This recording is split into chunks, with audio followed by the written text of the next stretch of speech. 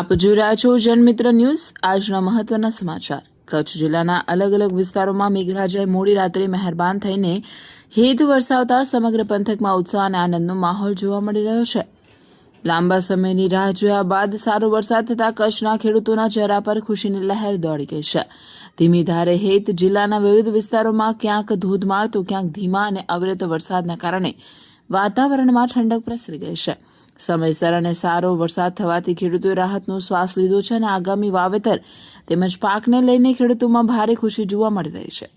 આ વરસાદથી ખેતરોમાં પાણી ઉતરતા અને જળ સ્ત્રોતો રિચાર્જ થવાની આશા બંધાતા ગ્રામ્ય વિસ્તારોમાં પણ હર્ષોલ્લાસનો માહોલ છવાયો છે।